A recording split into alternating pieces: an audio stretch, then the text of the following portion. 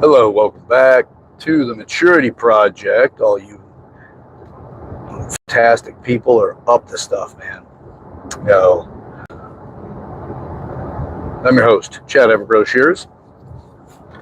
The delay there is just to really take in like the fact that of the people that I've been speaking to lately that have been participating with the Maturity Project, really what people are getting up to. And I'm impressed. I'm impressed and I feel deeply satisfied that, with the choice that I've made and the maturity elements and categories, if you will, this is number 8 if you have to have a chronological, and I'll probably just go ahead and set it and just stop saying it. No, it's not required, but at the same time, sure. No, because it's not Maslow's hierarchy of needs necessarily, but there are definitely things you have to take care of in the maturity aspects before you could really get to purpose, but it's not absolutely required. Just thinking about like all the people that are up to something, and then what people are currently stuck in, because there's a stickiness when you have an area that really is demanding your development. And how you can identify these things. So like for me, the 8th area, again, that's purpose, it's spirituality, purpose, right? And however you want to look at it, again, don't get stuck on the idea of religion necessarily, although religion has been a gateway for a lot of people to find purpose. And I have no problem with that at all. And I'm 100% supportive wherever people find their purpose, how to be, structured to be successful. So with that, just sitting with the fact that my purpose is being fulfilled, and it's on the level of, and when it comes to changing the world, you change worlds in the process. A world is a reality to an individual because that's their worlds, what they live in, and it has the rose-colored glasses, if you will, about the way that things are, narratives that facilitate the way that we see things, those wonderful and joyful aspects of life, right? And then that's also when you can have the exact same conversation with somebody, but yet you hear two different things, but yet the same words are shared. It's the definition that's with the context to the person's narrative. So the words chosen, the context of the conversation in which if it's directly stating or inferring. So the choice of verbiage, when you choose words, it's linguistics, right? And do you choose your words haphazardly or do you specifically speak? I speak with a specification. I speak with the specific choice of words so that whenever I do communicate, I'm doing the best that I can. I went into communication because it is directly related to a person's experience of their reality, which is their world. Oh, so everyone's like, oh, my truth, whatever. Hey, however you want to put it, but just understand when you start speaking into a mainstream of particular language choices, you will inherit the relationship that particular conversation has created for other people. So if it's a highly political reference point, then you're going to, if you speak in a way that actually is supportive, even if you're not intending to speak about politics, you're using something that's so commonly used in the political world that you immediately get assigned that person's views of that particular side of politics and whatever that particular thing is that is being stated. So whatever those things are, it carries over into you. So be cautious about the words you choose and how you frame things, because you will take on relationships that were preset before you to that person. That is their world because that's the viewpoints that they have. That's the glasses they look through, if you will. So you have to change a world before you can change the world. The first one that really needs to change, or the one that needs to be addressed, let me say that, it's actually the one that needs to be addressed, not necessarily changed, just addressed, is your world. It's the one that needs to get the attention first. Because if you skip your world, you cannot do a whole lot for other people. Because as soon as you come across as a hypocrite because of lack of action or taking your own advice or your own insights or the framing of which you're speaking, the problem is that other people realize that you're a hypocrite, which means that you will speak something but do something else. Which means don't listen to you or reduce the value of what you say. So choose your words wisely and own them. Changing lives, changing worlds. I have been doing that, and it's interesting because if you get attached to changing the world tomorrow as the big picture, change this whole big thing tomorrow, part of the problem that you're going to get out of that is that it's very unlikely and near impossible that you will change the world tomorrow and know the change had taken place tomorrow. Because it's such a big thing. And the likelihood that one person will do that in a single 24-hour window to where other people know that that thing has happened is very few events that actually could do such a thing. But you can change somebody else's world tomorrow. Qualifying the change is also interesting. But if you are doing it with intention and you do it with the intention of virtuous outcomes, then the overall benefit is that you have done something virtuous into the world for somebody else, and a purpose aspect can be gained. Now, mind you, you can have a purpose that is to see the world burn. A lot of people have gone through a lot of shit, a lot of challenges.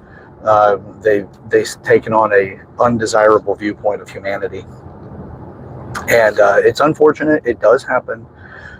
You see this with people that go off and they do things in schools and stuff like that. And you got to be careful because with YouTube, they do have a way of finding out what you're saying and not have a person qualify it, and it can demonetize or reduce the circulation of your videos. So be careful with that. Certain things you can't say. So changing worlds is a beautiful thing. What people are up to is impressing me, and it's interesting because what people typically expect for what's impressive has to be something monumental, and it's not. For me, because I'm so detail-oriented and I understand this education, this technology so well, as the father of the technology, when I see these subtle changes taking place, I know that it's going someplace big. It actually is contributing to their foundation. The thing that I would encourage people to understand is when you start making changes for other people, it does not always look good. Like for what I'm doing, it doesn't always appear on the surface that it's good for the person. They're taking on some changes and it may look like life's gotten harder, but that's what happens when you interrupt the pattern, because you're not well equipped for dealing with the new change to the pattern. You're equipped to dealing with the old model of the pattern. So with that, you become equipped with dealing with life that has a comfort value, that you have a specific understanding of the expected resources necessary to continue to manage that particular aspect of yourself. Okay. My guest, by the way, is an Impala. Just pulled up for me, took off. I'm having some fun driving and doing videos here lately. Anyway, so the resources that are necessary to be successful with change is that it is more resource expensive or demanding when you do make a pattern change. You know what kind of rest you need. You know what kind of stress you can take on. You know what kind of other resources, food, water, those kind of things, your energy levels, mental focus and acuity, your knowledge base, all of these things. You understand all of that to a degree that is associated with the current pattern of your behavior, whatever that pattern is associated with or assigned to. What is a beautiful piece is that if you understand when change starts to occur, that it can look like a upset to other people, but if you're prepared as you go into it, your success in that change will be much greater. The example that I like to tell people, and it's not necessarily the best example just yet, I'll find one that's a little bit better, but I'll tell you this because I have to teach you something specific. to get you to understand that particular example. So I'll do it now, but I am looking for a better example to help with this. So whenever, as a corrective exercise specialist, and I'm not practicing anymore, but when I was running my own company as a corrective exercise specialist, as a holistic personal trainer, those things, when I would have a golfing client, I would only start a golfing client on a conditioning program that's outside of their current familiar program. I would make no changes during season. When they're in season, I would make no changes. They had to be out of season for me to work with them in any kind of corrective direction. And the reason for this is their nervous system is familiar with the current muscle imbalances or the state of the body, where they could have an imbalance where one particular side of the, let's say, any joint is stronger than the other, and one's tighter than the other. Any of the variations that are associated with that joint, the nervous system has through its pathways, it's like an electrical conduit, that it knows what patterns to take, what particular nervous system pathways to use to complete that particular movement that's expected through the commands of the central nervous system, through the brain, really. So it sends a signal out, and it's used to using these patterns with the calibration of strength to fatigue, the endurance, the whole aspect about that. The nervous system has calibrated that to the point that it's capable of understanding how to increase performance so that you're getting a better game out of it. Another way of looking at the nervous system is the neurological portion of the nervous system that gives you the electrical impulses for movement or just the directs your movement. Think of an old school telephone operator, where they got the big switchboards, all these, you get the black and white photos or whatever, and you got the girl, usually it was women, and they're like, little headset on, and they're plugging these lines into different places. Same thing in the system, the body, your nervous system, your brain is doing that automatically. It is not requiring any thought for you to do it. Your thought is do X, and the body takes over from there. I need to swing the club like this, the body takes over from there. So that you don't need to think about your grip, you don't need to think about articulating your fingers, like all of that stuff. You'll just grab the club, you'll put your hand in the familiar position, all of that stuff. If I were to tinker with somebody when they're in season to start making these corrections, I will ruin their game and reduce their standing in the league. It's a league. Yeah. Anyway, I didn't go past the science of it. I really didn't keep up with the fandom or even the sportsmanship of it. It's never really been that interested in sports. I like the science side. So anyway, so that's what happens whenever you make these types of changes. In your life, it's the same setup. So if you were to take on the maturity project and start making some of these changes by addressing the areas that you are strong or well developed in maturity and the areas that you are weak and you're underdeveloped. As soon as you start addressing a pattern that's set, whether it's a weak or strong pattern, which means also familiarity with that pattern, the stronger the pattern, the harder it is to change, not just because your familiarity with your environment is consistent, but it's also anything that's outside of that familiarity is harder to navigate. It's going to cost you more in your resources. It will put you in a situation that you are also you're going to be less effective at predicting timelines to complete things if it has a timeline bound value. Things like that, it's going to be harder because you're not familiar with what it's going to take to complete that task. And also your level of expectation of quality of craftsmanship or work. How are you a perfectionist or not? It's like those things are variables that come into play. And it is a very frustrating thing for a perfectionist to make a pattern change or a behavior change to their patterns. Then they have this expectation that they have the perfect product. And what happens when they expect the perfect product and they can't seem to do it? The frustration goes up higher and it starts to affect other areas. It can strain the resources, especially those resources associated with other people, because their frustration's higher. Your frustrations are higher, which therefore you may give that to your resource that is being supportive. Your change in behavior also can challenge people in your life because they have an expectation of your behavior. If you do not live up to that expectation of their behavior, I'm sorry, their expectation of your behavior, you become less, they become less confident in you because something's going on. There's another aspect to this too, which is that people don't like to see other people do something to be successful when they themselves have failed at that particular challenge or that particular task. Unfortunately, a lot of times it's also the closer the person is, even though you may love them, there's something in you that really doesn't want that person to be successful. Now, some people truly are deeply good, but you yourself know, you've had these conversations with yourself, you've noticed where your mind goes before you redirect it. You know this stuff, it is in your head, you got it, it's not mine. But I will tell you from my experience and my experience with the students and myself and other people I've interacted with in life, a lot of people have confessed to that. So I would also caution you about making yourself the exception to the rule. That is one of the fastest ways to shut down opportunities is I'm special. I know this stuff. I don't need to go through this. This is also one of those pain in the butt lessons that people get because they'll listen to audiobooks or watch them or whatever it is that has an option for it, so lectures, whatever. And then the instructor says, write this down, and you don't write it down. You're like, oh, got it written down in my head. Stop doing that if you do it. Stop. It's not as effective as you think it is. It actually convinces you that you have it down and you don't. You know, and then life will happen. Somebody will cut you off in traffic if you're listening there or whatever. Something happens and you're like, ah, shit. What was it I wanted to do? And you completely blank out. And then until you listen to it again. Because I'm also one of those habitual people. I like to listen to things multiple times.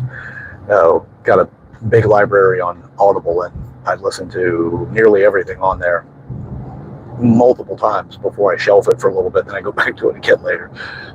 Because there's always something to learn. Anyway, all right. So there's a multitude of reasons why it's hard to make these changes. I'm telling you all of that because for the people that I have seen make the changes in their life, they don't want to validate small changes. They really typically want to only validate the big ones. The ones that are like, yeah, I wanted that car, I saved for it for 6 years, and I bought it. That's a big thing.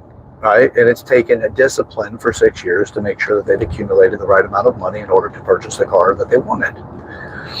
That's a bigger thing than you know what? I told myself I was going to be honest today.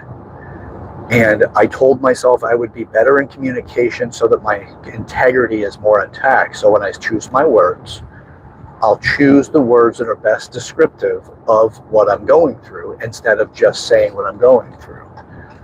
Now, that may not sound like a form of honesty. It is, though, because you're working towards getting a better connection with other people to get them to understand something specific about you. And it's to clear up any area that would be dishonest or would not be aligned with you. And in common situations, whenever you accept that somebody doesn't quite understand what you mean or who you are, but yet good enough, is that room for interpretation leaves a gap for integrity. And if that integrity takes a hit, it can cause you problems later on because you've now navigated a reality they live in with the information that you've given them to the mental plane that is giving them a way of working with you that is not completely accurate, which gets to a incongruent value. And if you know that you're already not using the best verbiage, and often I mean, that is, it's the verbiage that you know might show your hand. So you choose language to lessen the effect. They speak with being encrypted. I'm historically horrible with this because of my cowardice in my life to tell the truth all the time because I want to be accepted. And I have often not been accepted because other people's desires and attachments for who I'm supposed to be. Now, that could also be contaminated because of not being completely honest or true with them. They navigated their own and adjusted themselves to go by what I was telling them, which was not accurate, and then set in a pattern of expectations that are based off of my actions that leave them with, oh, this is what you can expect of Chad. I trust that this is what that Chad will do, so that you can better understand outcomes. So if you are not completely congruent, it leaves too much space for misinterpretation. And that misinterpretation can turn into hardship. The lying part is when you know you're not speaking direct and you're speaking with more of an encrypted way to at least be honest enough.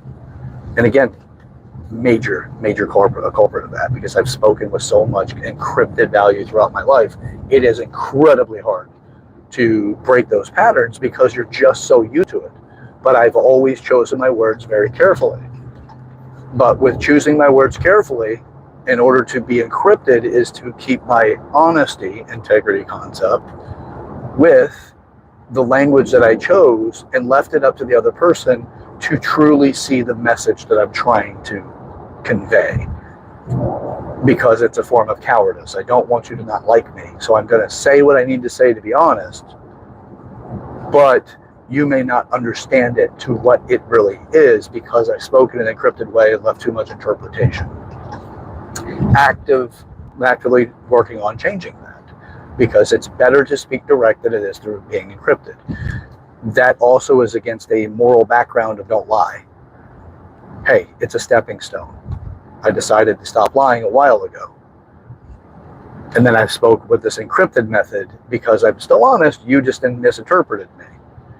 And misinterpreted what I meant. And that's because I was being a coward for the point of being rejected. But I didn't want to break my vow of being honest.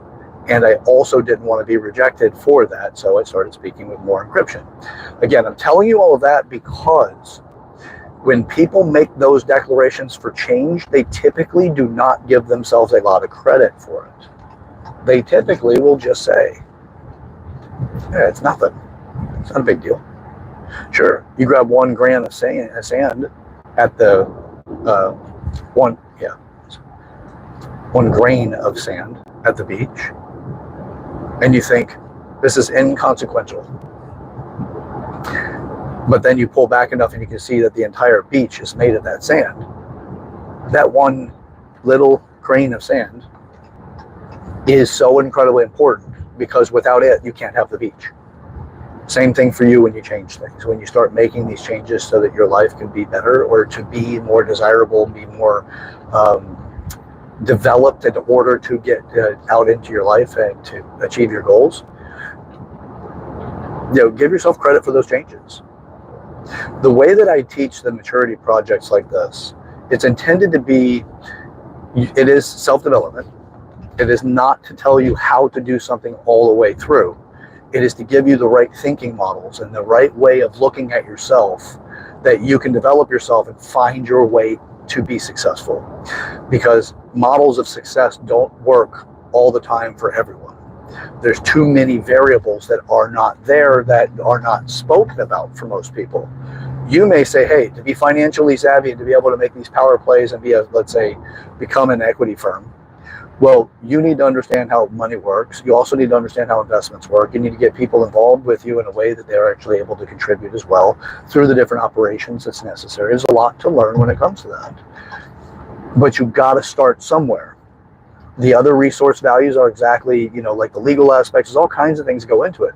To sit down and go through an intensive on how to create that particular company, if you don't have all the variables about what you need yourself in order to get there, you don't know who to talk to. It's a lot of things. You talk about the macro, but the micro is what's going to count. That actually makes a difference for success and not.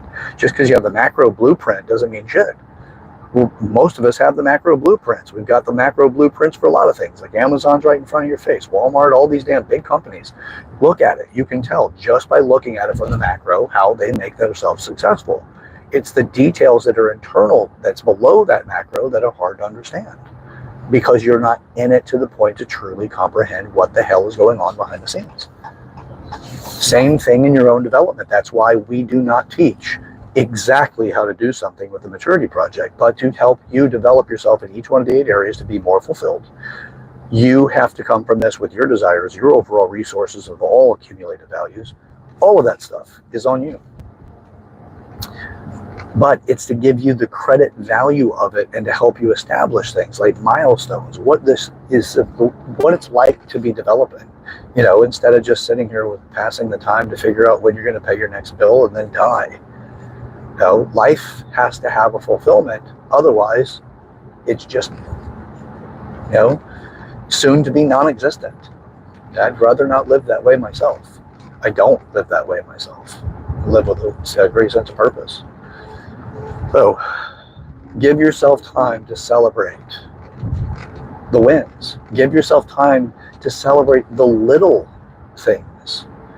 Like, you're awesome. You're incredibly powerful. What it takes to be you. You've got so many victories in your life that have made you who you are, but you probably don't give credit to the majority of them. You only give credit to the real, the deep, impactful ones, the ones that really shook you. A lot of times the traumatic events, not as often as the big wins, but the big win could have been there too. It's you, it's your life.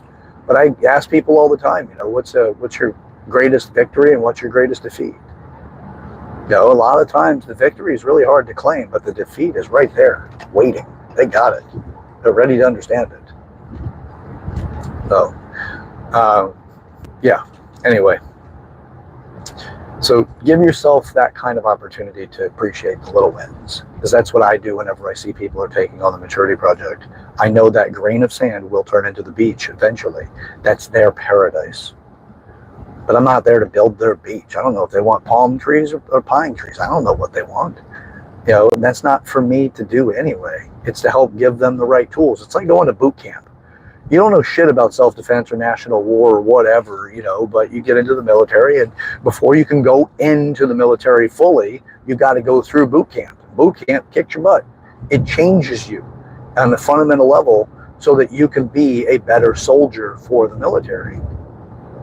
Whether it's an officer or an enlisted or whatever it is, you go through your general conditioning to get into it so they can give you the right tools to be successful and survive. That's the goal. They want you to survive and be effective. You got to take out the enemy and survive yourself. A lot of stuff you got to learn to do, and it's not easy. But once you have it down, then it becomes ingrained in who you are. Maturity projects like that. It's not to tell you exactly every single little detail of what you're going to do when you get into the battlefield, but it's to give you the right amount of thinking and knowledge and conditioning so that you're capable of dealing with whatever comes up. Once you get a better evaluation, you can apply what you can do, and you understand what you can't do, and you can start working on the areas that are missing. So it really comes down to a real basic, simple logic. But we have not had this packaged this way for us. What we've had is people packaging things to be an expert in something and then decline in the development of other areas, out of balance. So I've had these great moments with people just to tie it all up and tie it in, realizing what people are going through. I have been going through some great emotional challenges because of adjustments in my life. And I'm honoring those things and the people that have been involved with that, because it's not supposed to always be good. It's not always supposed to be nice. It's not always supposed to be comfortable. Outside of your comfort zone is often uncomfortable. It gets hard. It gets really hard. It gets to the point you question so much, including yourself. You may question life because you're really into something that's forging your diamond. So to honor those people, somebody specific I'm thinking about now, she's come from the greatest sense of support and desire to be truly to be supportive, and I'm honored that she be a contribution to the efforts that I have in this life. So using the Maturity Project, thank you so much for doing what you've done and how you're addressing things and working your way through the challenges that you have. And this is for anyone else that actually is also applying it. It's not hard to apply this stuff. Like I've said, all you have to do is send me an email at yourmaturityproject@gmail.com. It's YOUR maturityproject@gmail.com. And I'll send you over the starter document. It's 8 areas. First, become aware. First, memorize them. Understand that they're there. These are the areas of maturity. Then what do you do with that moving forward? Once you put that little bit of data in, you can start reorganizing the way that you think in such a way that developing becomes almost unstoppable because of what it's doing to you. So as that stands, thank you so much, for the people that are involved with this and for really pushing. For the people that haven't quite got started yet, you can just listen to videos. It's a great way to get your day going. Start off first thing in the mornings, what I would suggest, because that at least primes you for the day. Start off first thing and, put it out there. I'm going to work on these things. Even if you just put it in your mind and let your mind play with it, it will start doing something to you. I'll share the different changes as time continues on. The other things that I'm up to, and when I realize that action's required for these specific areas, you're watching me in the journey and in the process of this. And what it'll look like in a year, 2 years, 3 years, 4 years, 5 years, and on, it's going to continue to build into itself because that's what I'm dedicated to. I want to be able to provide the best opportunities for people to develop themselves, but not me do it for them, just to help to have a different perspective to change the way that life works. That you become. So maturity is the method to get there. Just because you're older doesn't. No, and also maturity does not mean you lose the childlike play in life. It just means you're shedding off the insecurities. Insecurities is immaturity. That's as simple as it gets. Insecurities is immaturity. If you're feeling insecure, that's where your work is. You might want to write down that insecurity as best as you can articulate it, put it on a piece of paper, and put that son of a bitch on the refrigerator or wherever else. That's going to be your regular reminder. I got work to do. This is holding me back. Every insecurity contributes to holding you back from what you want to accomplish in life. That's what they do. Work on them. That's it. Don't be afraid of them. The successful people are the ones that have taken on those insecurities and they said, I'm going to grow through this. And then we sit back and admire them going, wow, they're great at what they do. Look at what they've done with their life, all this stuff. And you're missing all the fucking details that actually develop you. You got to have those details. Get to it. Those are the things that separate the winners from the losers, is the details. Just because you wake up in the morning and go for a run doesn't mean you're going to be the best runner. You got to start looking at the science of running and look at the details that are truly there that will make you better at running. Whatever it is, lifting weights, exercise of any type, money, you don't need to be stuck with what you have. And a lot of people feel convicted to the life they have because they don't think they can change things. And then they just say, I guess this is the way life is. Rodney Dangerfield was well into his 50s when he finally became famous. He's a comedian from the 80s and 90s. Unfortunately, we lost him in the 90s. Funny as could be. My dad loved him to death. I still think the guy's covered to the point of anybody giving a damn. Then finally, he continued to tinker and he continued to develop himself. And then next thing you know, he hit big. He was in a lot of movies. He was in high demand. But it wasn't until the end of his life that he really became successful. You don't need to wait to the end of your life to become successful. Start looking at the different details that really do matter. The great thing about this does not mean that what you tried yesterday you completely abandoned today. What you tried yesterday now has access to develop and evolve into something better, to try it a little bit different, or to continue to apply it. You learn those things through this education. You don't need to have what you've always had unless you continue to do what you've always done. Then you can't. Then it's a curse. It's on you. Nothing changes if it doesn't change. You have to be the prime mover. Don't wait for anybody else. The cavalry isn't coming. You are it. And there are other people in your life that are depending on you, and some of them don't even know it yet. If you want to give people a better life, don't give them money. Show them how to manage money. Teach them how to accumulate it for themselves. Teach them how to invest. If you don't know those things, start learning them. I will bring experts into this. I will bring people that are highly mature, far more than I am, into this to teach me and then therefore teach others. And we'll come up with criteria and curriculum that you guys can be a part of and to be able to use it yourself. So, all right, till next time, that's it for today. I wanted to thank the people that have been involved with this and for facing the challenges. And I'm telling you, these challenges can be really, really hard. But I'll tell you what, they're worth it. Keep facing it. It will change your life. Okay, 1% on a daily basis, it will change your life. Some of this stuff, man, you just intend to turn on the garden hose, and then it turns out that the fire hose is let loose. Sometimes you just got to drown a little bit, all the way.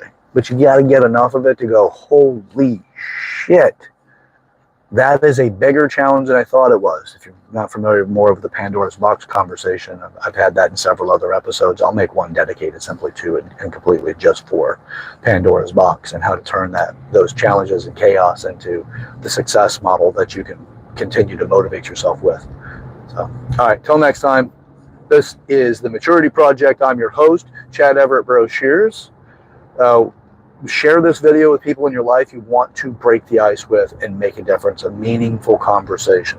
Share it with them. If you haven't done it yet, but you thought about it, make it happen. Say, hey, I got something. I want to watch it with you. Don't leave it up to them to do it on their own, because they'll probably do what you've done and just procrastinate until they finally get there. And that'll affect your motivation and your energy towards getting it done as well. Make them sit down and watch it with you. Okay, you guys do whatever it is necessary in order to bond and then to get this message to cross over, even if it is, he's kind of a good looking guy, but he's goofy, or he's not a very good looking guy. Look at his face. Look at the way his nose is. You know, whatever the hell it is that you need to focus on, or the whole critiquing. He's making a video in his car. Why is he not driving? I'm driving.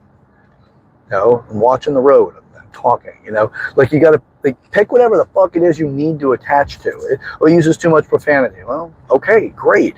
What's the tenets of that? What's the benefits and the values? You need to stop the video and just talk about that. Fine, do it. And then see if that's something you're blocking yourself from catching the message because you've got a block there. You know, it's like, how much more can you develop? We'll bring people into it and create the conversation so they're more dynamic. You know, we could really move this thing along in a way that is so damn meaningful to everybody. So we can change the world, but we got to work on ourselves first. Don't turn into the hypocrites and don't be the next frickin' tyrannical person that history knows through infamy. Let's not create that. Okay? All right. Now, like the video, please. Leave a comment in the comment section if it's something that really you got something out of this. You know, love to hear it. And yeah. Again, subscribe. We got to grow this thing, get more people involved, and we'll start getting some of those experts to come out, you know, and to be a part of this as well. Look for guests, all that fun stuff. All right. Pathway to hell is paved with good intentions. Don't forget that. If you're working on yourself, you can pretty much knock it down that the good intentions, yep, that they'll have less negative impact because you've been working on yourself, and you can see the fallout to those good intentions. Okay? All right. We'll catch you on the next one. Let's get to it. See you.